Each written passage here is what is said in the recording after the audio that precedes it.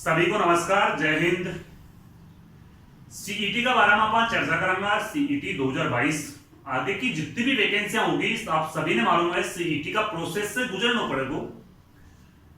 RSC का बारे में कमेंट आ रहा है, सर आरएससी में 10वीं लेवल को सिलेबस है, यानी कि 10वीं पास आरएससी में फॉर्म भर सके तो बस सीईटी को एग्जाम वो दे सकेगा।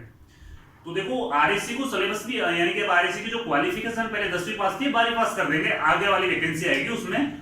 तो सीईटी तो कोई सी भी वैकेंसी आ जाओ थाने देनो ही देनो है।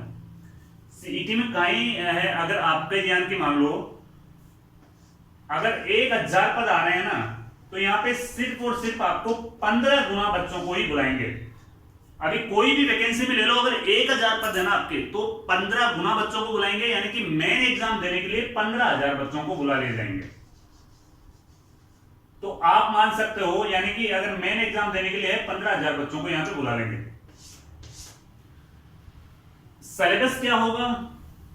12वीं लेवल के जो बच्चे अभी जो 10वीं पास करके आए हैं, जो 12वीं पास करके आए हैं, उन बच्चों के बारे में अपन बता दें कि जो सिलेबस है ना, आपकी जो मेन एग्जाम होगी ना, उसके अकॉर्डिंग आपका सिलेबस होने वाला है।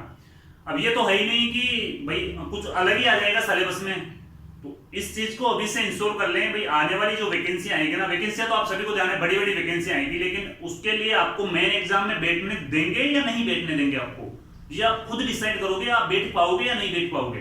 क्योंकि अगर सीईटी में आपका स्कोर अगर यूं मान लो आप, यानी कि कम से कम 75% से अगर नीचे रह गया तो सोचना भी मत, सपने में भी मत सोचना।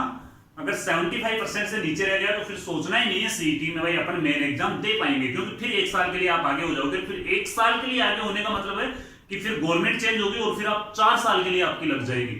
तो अब मेन टारगेट तो 75 का नहीं रखना, आपको मेन टारगेट रखना है, वो रखना है 85 का। अगर 85 का रखोगे तो 75 आएंगे। अगर आप 90 का रखोगे, अगर आप यहाँ पे टारगेट अगर 90 का रखोगे तो आपके जरूर 82 के आसपास में बैठेंगे। अगर आप 82 का स्कोर कर रहे हो, कोई माइकलाल फिर आपको चैलेंज नहीं करेगा।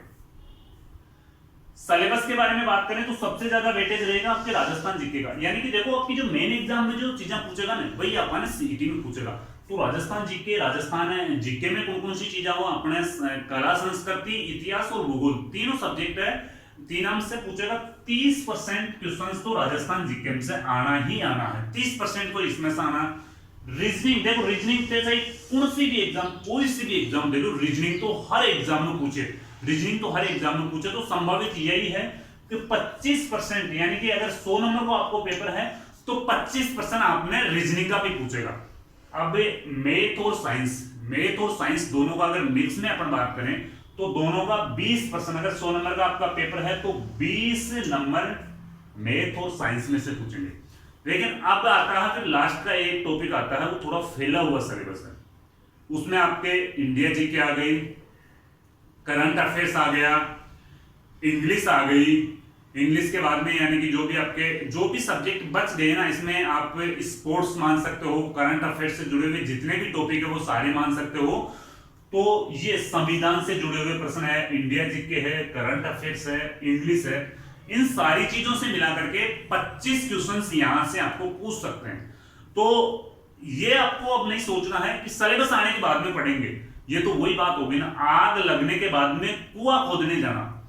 तो अगर आपका टारगेट है मेन वैकेंसियों में सेलेक्ट होना, तो सबसे पहले मेरे दोस्तों 15 गुना में आना जरूरी है।